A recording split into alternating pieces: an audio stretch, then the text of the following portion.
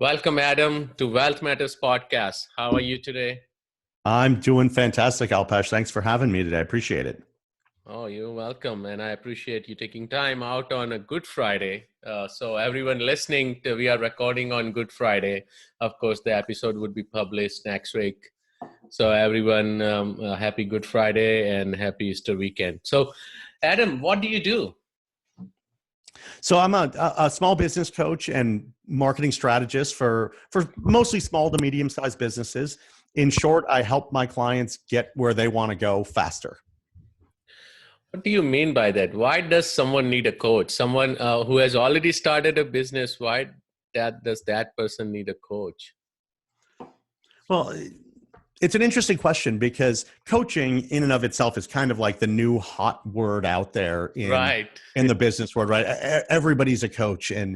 But if you think back to, all of our use or what we do with our children, if we want our child to learn how to play piano, what do? We get them a piano teacher, someone to teach them piano. If they're in sports, we get them someone Right. that knows that better. But interestingly enough, a lot of us in our business, the thing that actually puts food on the table and pays for these other amenities in life, houses and drinkers and things, we don't hire someone to help us make the most of that. And so in thinking along those lines, a coach isn't just there necessarily to help you grow or necessarily to do one thing.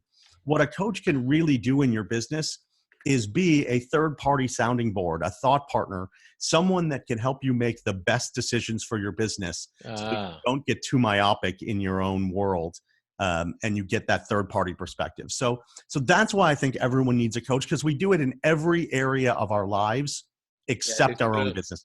That's true. I didn't think of that.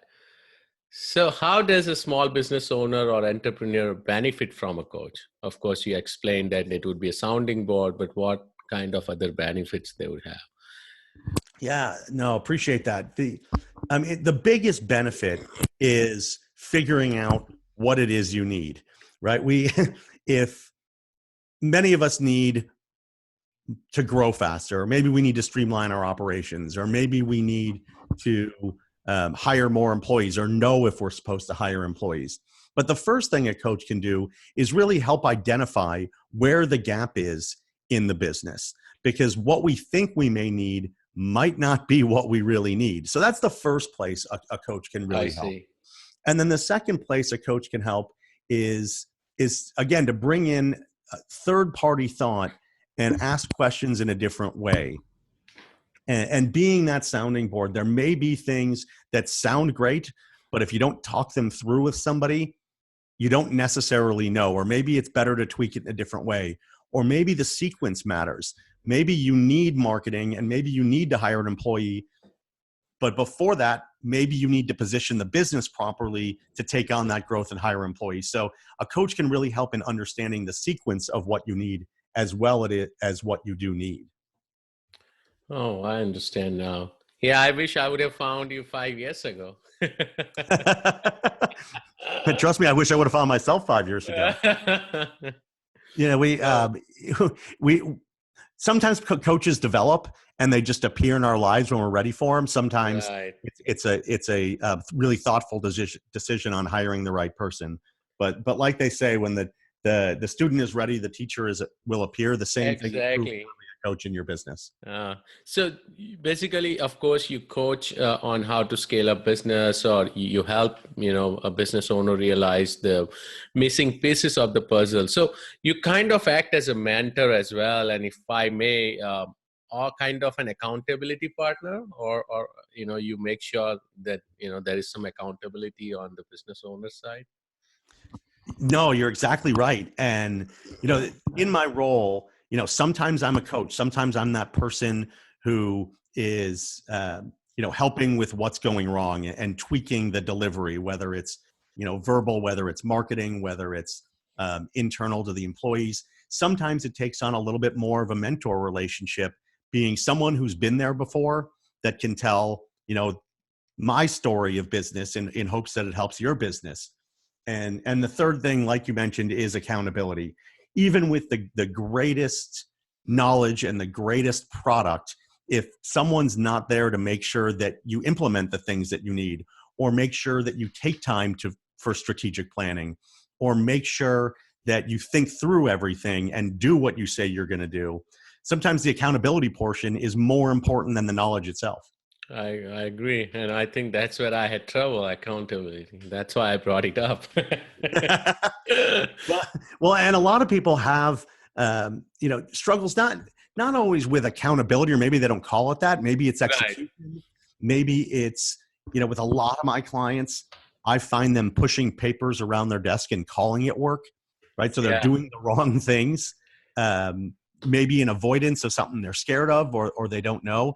And that accountability or that help with the execution can be a game changer for a small business owner in just knowing what to do first or what to do next. Got it. And do you specialize in certain area, or do you favor certain area over others, like software or, let's say retail, or it doesn't matter? It's true that business is business, and the accountability, the steps, the knowledge, the partnership is true for any business. But I'm a big believer that you don't find niches find you. And for me, most of the people that I've worked with over my career are really knowledge-based professionals. These are people who have a knowledge base. They're doctors, dentists, attorneys, accountants, other coaches, Engineers. realtors, engineers, people that learn something in school and now that has become their business. And maybe they didn't learn business in school because they were busy learning engineering. They were busy learning accounting. And so that's the type of person that I've found that I work really well with, because I can be that business mind and help them understand the business aspect while they focus on what they're great at, which is the trade that they learned in school. Interesting. So let's say I'm a business owner and I have, of course, a consulting practice, or on IT side, on engineering side, and I know how to take care of that work, but I don't know how to grow the business, and that's where you come in. Yes, that's the majority of the work I do are people who are fantastic at the delivery of what they do. But what they struggle with is getting more clients, getting people to raise their hand and say, I understand what you do and I need you. And that's where I work a lot with my clients. And that could be messaging. That could be understanding the market. That could be partnering with other people who share your same client and let them help in the business development process. Getting new clients isn't just about being great at what you do. It's being great at what you do, and more importantly, being able to explain to the person who needs what you do, yes, why you are the right person to bring into the business. Yeah, it's very important to showcase what you do, right? It's like other word for marketing, right? You have to do it in right way and not just cold calling, right? Right. Because, even if you've got the greatest product or the greatest service for somebody, if they don't know that they need you, you could be right in front of them and they still won't hire you. So it's helping them understand that internally they need you and you are the solution that gives them the result they're looking for. Perfect. So this reminded me, about Steve Jobs, right? When he came out with, of course, iPhone, people said, "Oh, why would someone buy this thing?" Then, of course, iPhone became a really big deal, and then he came out with iPad, and I remember he said that he's creating a market. People said that why would someone need another form of touch screen or another device to carry around and whatnot, and he created a market out of it, right? So yeah. Makes Right. sense. Exactly. And essentially with the iPad, I don't know if you were an early adopter, you're a technology guy, so you may have been Yes. an early adopter. Yes. The original iPad and the iPad of today, they look the same, but they act a little differently. Yes. The market, he created a market, and then the market told him what they What they wanted from want. this new thing, and then they tweaked the product to match it. Yeah, no, you put it right there. Yeah, exactly. He created the product, but he realized that this is what the market wants. Yeah, I agree. So interesting discussion there. What are the common mistakes you have seen a small business owner make? Uh, well, You've done this as well as I have, and the biggest mistake I think, and there are obviously many that Of people make course. on a daily basis, but the biggest one is going back to what we just talked about, is the belief that you have what everyone needs without the market telling you what it really needs. And so there's people out there with really great products, and they go to market and no one buys it. Before creating a product, the best thing a business owner can do is see if the market's going to want what you have to offer. So if you're building a program, or if you're building a product, or it's a new software, or it's a new learning tool, if you're in the coaching consulting world, or if it's a new hammer, rather than spend the money and the time building that new hammer, ask the market what's wrong with the existing hammer, and Right. then go create what they need. A really interesting, and this is sort of a side note, this is something I learned at a conference a few years ago, and it was specific to writing a book, but it can be used, and I tweak it with my clients in other ways. If someone writes a book or wants to write a book on software development, for example, if you go to Amazon, there are 5-star reviews, and those are normally friends and family of the people who wrote the book. And there are 1-star reviews, and those are people Right. who are angry at the world and are going to say something bad about everything. But 3-star reviews, if you look at a 3-star review, that's someone who had such an average experience that they're actually willing to take the time to write about it. Right? If you have an Right. average experience, you're probably like, meh, I don't really care. But if you have such an average experience that you take the time to write about it, that's where the best learning can happen. So no matter what your product or industry, if you find a book on that topic or industry and you read the 3-star reviews, you will get very specific information on what people didn't like about it, and then you can tweak your product to answer those concerns. So if you're writing a book and there's 3-star reviews on the same topic, people will say, it didn't have this, it didn't have that, it didn't do this. And now you create your product, or you write your book that fills those needs. So the 3-star reviews of anything, books or products, Amazon is a wealth of information for that. Yes. And Yes. that's part of that learning process that a lot of business owners don't do, because they're so excited about what they are doing. They just go out and try and sell it immediately, and they haven't created the market or know how to speak to the market successfully. Yeah, great advice, and I have done this multiple times. Exactly what you mentioned, right? But instead of dipping my toes in the water and finding if it's hot or cold, I would just jump in the pool and then realize, oh man, it is too cold. Right. We all do it. There's a wealth of information out there, but we always put our blinders on and dive in and tell everyone what we're doing rather than finding out. And I guess that leads to the other big challenge that small business owners have. And this is true for any sort of marketing event or any sort of sales presentation. It's really easy to tell everybody how great your service is and never ask whether they even have a desire for it. And if you ask the question first, the the the prospect will tell you what it is they need, and you can tweak your delivery to what exactly they're looking for versus what it is you have. And that's another great point, right? Listening. I have been told that listen to your prospect or customer, and they will tell you what they want instead of trying to sell them something which they don't even want, right? Or they're not even looking for. So, Right, exactly. Or something they don't even know exists. So you could yes. have something they don't even know exists, and it could be the greatest, and they're like, what? Yeah. I mean, Amazon Alexa is a great example, because it didn't exist, this thing Yes. that you could just speak to in the air and it Yeah. would tell you the weather. And it took a year before they figured out what it is and created their own market for it. They tried to Yes. sell it, and people were like, I think I'm good. I don't need a weather machine that tells me things.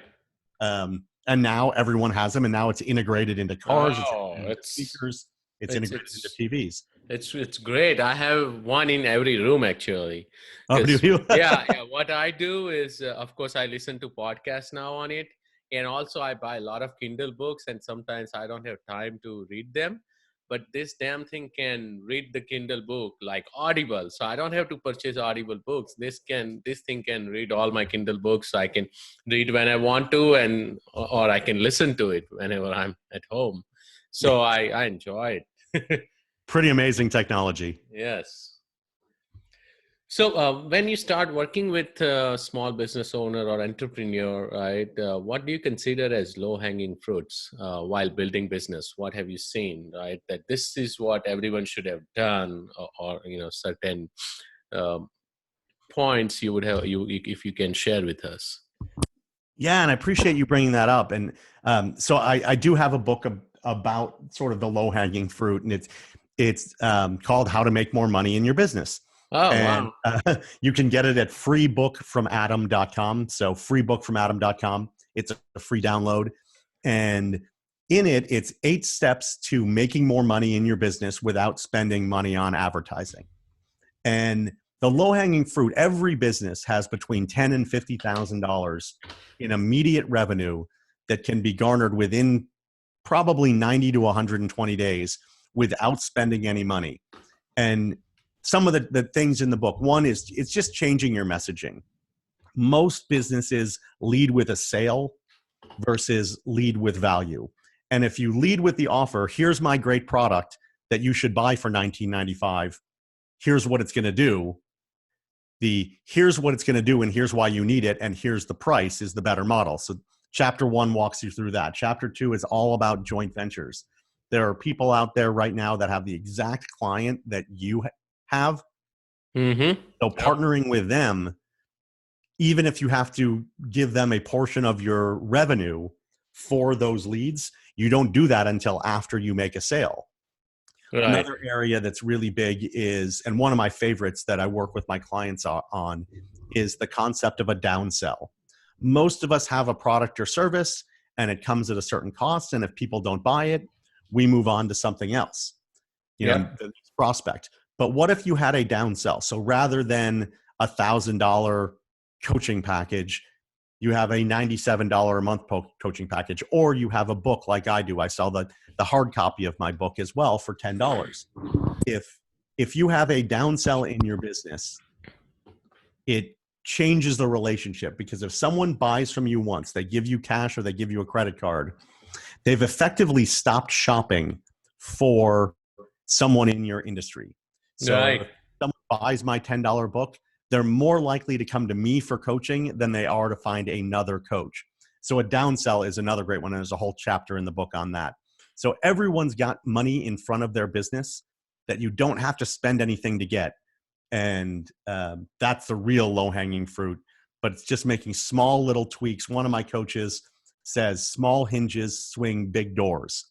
So if we can find those small hinges in your business or in anyone's business, that's where I become free as the coach, because I just paid for myself. Yep. And they have new revenue and new excitement in their business that we can build on.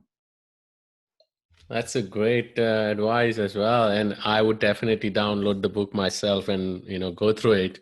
But I will also put the website URL in the show notes, so my listeners. Thank you, I appreciate that. Yeah, go through it. What would be the advice you would give to a newbie or a struggling business owner? Step 1 is always to take a deep breath. So many people, especially when you're struggling, or if you're new and therefore probably struggling, they just, they pick up the phone, they get going, they're taking action. And so many programs out there say, take action. You can't do anything without action.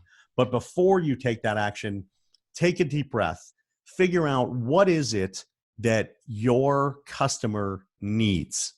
Not what do you have. Forget what you have. Your product may be terrible for what your customer actually needs.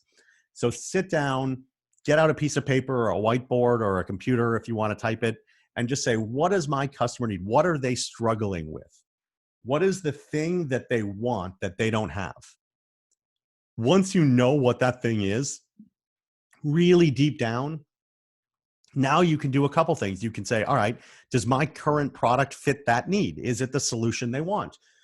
Do I have to tweak the offering? Or do I have to tweak the product? And if you find out it's exactly what they need, now we figure out how do we offer it properly.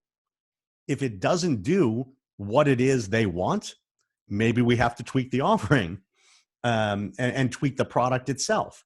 So it's really taking a deep breath and thinking about the customer first and what is it they want, and then changing your offer or changing your product to match that. The second thing that struggling business owners really should do is understand the journey that their clients go through. So whether you're selling a coaching or whether you're selling a car or whether you're selling Starbucks, there is a journey that every person goes through on the way to making a purchase. Right. So let's just use Starbucks as an example. You wake up in the morning and you're a little tired. Maybe you were up late, or maybe you're just not feeling it that day and you're like, I need a cup of coffee. And you get in the car and you start to head toward a meeting or you head toward work, and you're like, you start to smell the aroma of Starbucks. You think about that jolt of caffeine you're going to get once you have your coffee.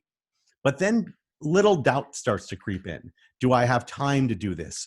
Do I want to spend $4.50 on a cup of coffee? Do I want to wait in line with 40 other people at Starbucks in order to get it? And if the benefits outweigh the objections, now you're ready to buy that cup of coffee, and you decide, do I want to go to Starbucks today, or do I want to go to Pete's, or do I want to go to Dunkin' Donuts, depending on where you live, right? Right. If you know the journey of your product that someone goes through from the first time they learn about it to when they become a buyer, now you can identify where people are on that journey, so you know when is the right time to make them an offer. Most people make offers first, and only 1% of people are really ready to buy today. They're still somewhere along that journey.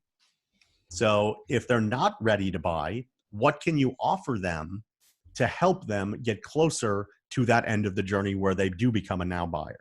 So understand the journey and understand what your client's looking for are the two biggest things that any newbie or struggling business owner needs to do in order to move their business forward. Thank you so much, Adam. We'll take a quick break and we'll be back after the break. So thanks, everyone. We are chatting with Adam Kipnis. Hey, Adam, I have one last question I just thought of, is that as a knowledge-based professional, and that's the same problem I had, I know everything in my industry. I have a pretty good name out there. But it was hard for me to build out my people or employees working for me. It was hard I could not balance giving out my knowledge to other people. And I just couldn't figure out how and when to do that. No, that's the hardest thing for any business owner to do is to not only hire someone or give away their knowledge, but a lot of it is to trust that somebody else is as smart as us. Yeah. My problem was that I couldn't trust anyone that they will deliver the same quality product as me. Right. We all have an ego. Otherwise, we wouldn't have started our own business or branched out in our own way, or more importantly, put in the years of school that we did in order to gain the knowledge we have. And so first and foremost, we're not all that smart. It's not true. There are other people that can give it great service and great knowledge that we can bring into our businesses. But I think even before professionals should bring in another professional, it's really about understanding what the client needs and what the business needs. And maybe it's not bringing in another engineer, or maybe it's not bringing in for me, another coach. A good friend of mine is an architect, and he does, jobs that are hundreds of millions of dollars in budget. He is the only certified or licensed architect in his firm. Wow.